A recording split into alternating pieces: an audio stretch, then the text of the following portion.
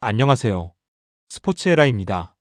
사랑하는 구독자 및 처음 보신 분들, 고배당 당첨 인증합니다. 실력으로 보여드렸고 어디 누구보다 정확한 정보와 조합으로 매일 무료로 공유해드렸습니다. 스포츠는 매일 있습니다. 비록 매일 맞춘다고 말씀은 못 드리지만 결국 이번처럼 또 한 번 당첨 나옵니다.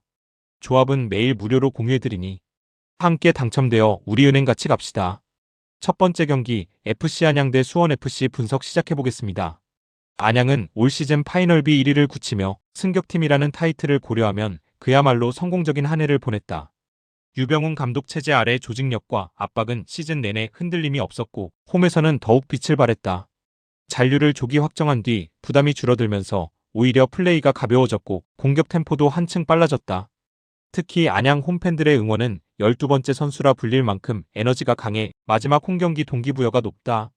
감독 역시 끝까지 안양다운 축구를 보여주겠다고 못 박아 총력전을 예고한 상태다.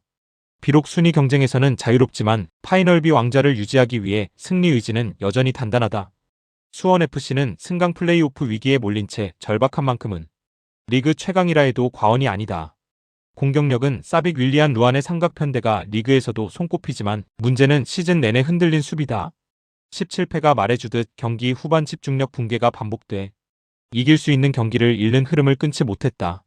하지만 생존을 위해선 남은 두 경기에서 반드시 승점 6점을 가져와야 하는 현실적인 상황이다. 원정이지만 라인을 올려 공격적으로 나올 가능성이 높고 사빅의 개인 능력은 언제든 경기를 바꿀 수 있다. 그 어느 때보다 승점 3점이 절실한 팀이며 이번 경기는 실질적으로 시즌의 분수령이다. 이 경기는 여유를 찾은 안양의 완성도와 생존을 위해 모든 것을 걸어야 하는 수원FC의 절박함이 정면 충돌하는 흐름이다. 안양은 부담 없이 자신들의 템포를 끌고 갈 수 있지만 수원FC의 공격 효율은 언제든 균열을 낼 수 있는 위험 요소다. 특히 초반 득점 여부가 승부의 분기점이 될 가능성이 크며 수원FC는 선제골을 허용하는 순간 치명적일 수 있다. 반대로 안양 입장에서는 홈 분위기와 팀 조직력을 앞세워 경기 흐름을 안정적으로 관리하는 것이 핵심이다. 전체적인 경기 양상은 팽팽하게 흐를 것이며 두 팀 모두 쉽게 무너지지 않는 흐름이 예상된다. 두 번째 경기 FC 서울 대 김천 상무 분석 시작해보겠습니다. 서울은 파이널업까지 올라왔지만 시즌 내내 결정력 부족과 수비 불안이라는 고질적인 문제를 완전히 해결하지는 못했다. 13무라는 리그 최다 무승부 기록은 경기를 주도하고도 마무리가 되지 않는 흐름이 자주 반복됐음을 보여준다. 링가드와 윌리안 등 공격 자원들의 경기 영향력은 컸지만 골문 앞에서의 마지막 한 방이 아쉬웠던 경기들이 많았다. 그럼에도 홈에서는 안정감이 남다르고 서울 월드컵 경기장의 분위기 자체가 팀의 리듬을 끌어올린다. 특히 이번 경기는 ACL이 진출의 마지막 불씨를 살리기 위해서는 반드시 잡아야 하는 절대적인 홈매치다. 서울은 산술적 가능성이 있는 한 끝까지 간다는 기조로 이번 경기를 결승전처럼 준비하고 있다.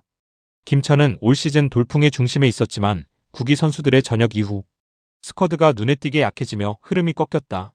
최근 4경기에서 3패 2연패라는 부진이 말해주듯 기세가 다소 가라앉은 상태다. 2위 대전을 추격할 수 있는 위치이긴 하나 ACL 출전이 불가능하다는 점이 동기부여 측면에서 아쉬운 요소다. 그럼에도 시즌을 성공적으로 마무리하려는 욕심은 분명하며 객관적인 전력 기반 자체는 여전히 상위권이다. 빠르게 공격 전환하는 특유의 전술 색깔과 체력적 강점은 언제든 서울의 뒷공간을 흔들 수 있다.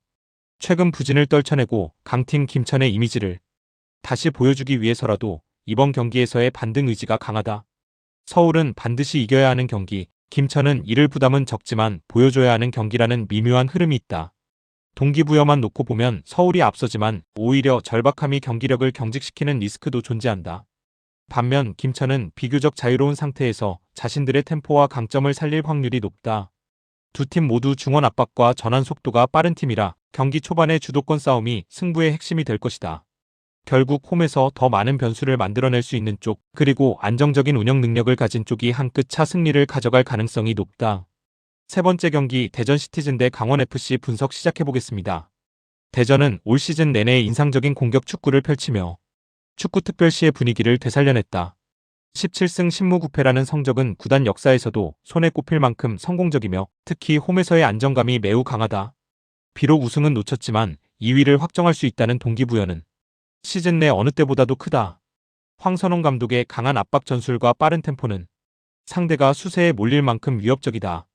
이날 경기에서 승리하면 ACL이 플레이오프 티켓을 자력으로 확보할 수 있어 선수단 집중력도 최고조다. 대전은 단순한 마지막 홈경기가 아니라 아시아 무대 복귀를 결정짓는 절대적인 승부로 보고 전력을 쏟아붓고 있다.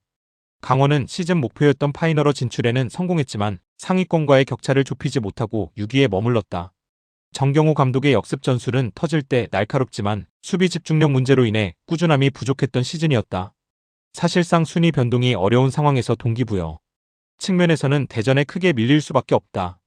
그럼에도 쉽게 무너지는 팀은 아니다라는 것을 보여주기 위해 저항 의지는 분명 존재한다. 특히 발빠른 공격수들을 활용한 카운터는 대전이 많은 수비 숫자를 보내는 순간 빈틈을 파고들 여지가 있다. 강원은 부담을 내려놓은 만큼 오히려 더 과감한 공격 선택을 할 수 있어 초반 이변 가능성의 여지는 살아있다. 대전은 명확한 보상이 걸린 경기, 강원은 명확한 부담이 없는 경기라는 점에서 경기 양상이 뚜렷하게 갈린다.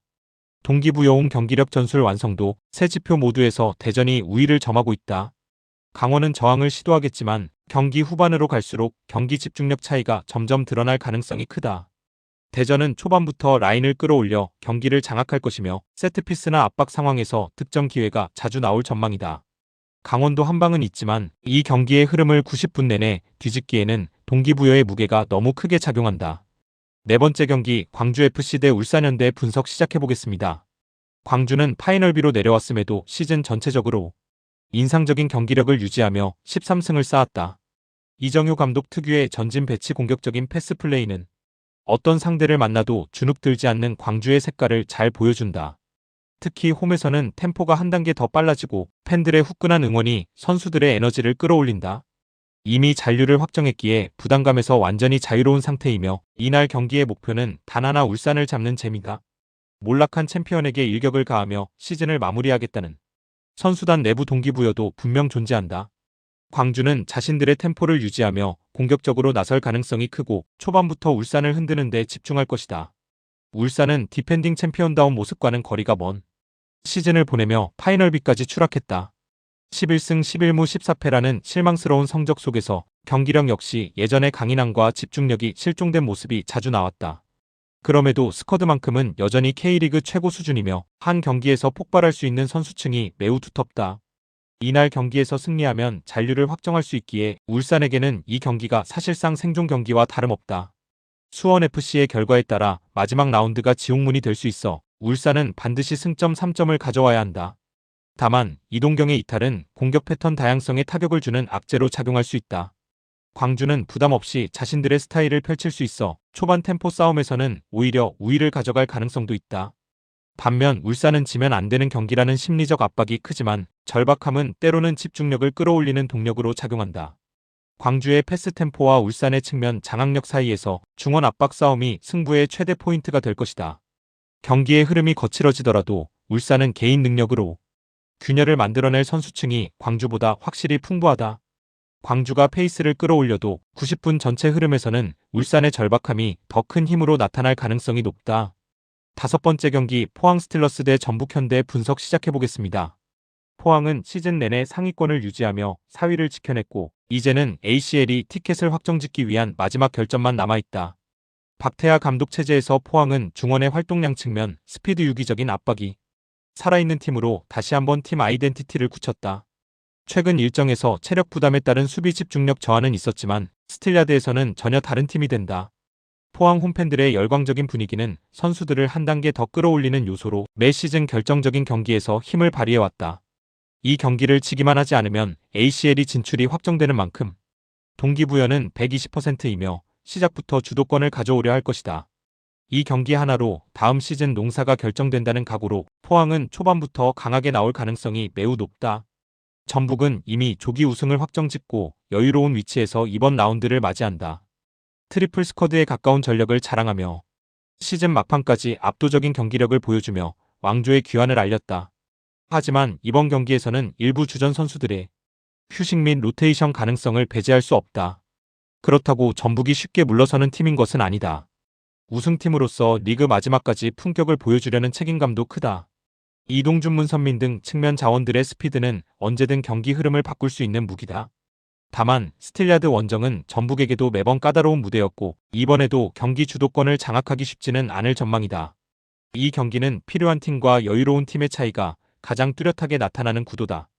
포항은 반드시 승점이 필요한 팀이고 전북은 결과에 대한 절박함이 없다 보니 경기 집중력에서 차이가 생길 수 있다. 전북이 로테이션을 운영할 경우 경기 템포는 자연스럽게 포항 쪽으로 기울 가능성이 높다. 포항은 중원의 압박과 빠른 측면 전개로 전북의 이성 공간을 타격하려고 할 것이며 이는 경기 내내 계속될 것이다. 90분 전체 플로우를 봤을 때 포항의 강한 동기부여가 전북의 여유를 이길 가능성이 더 커 보인다.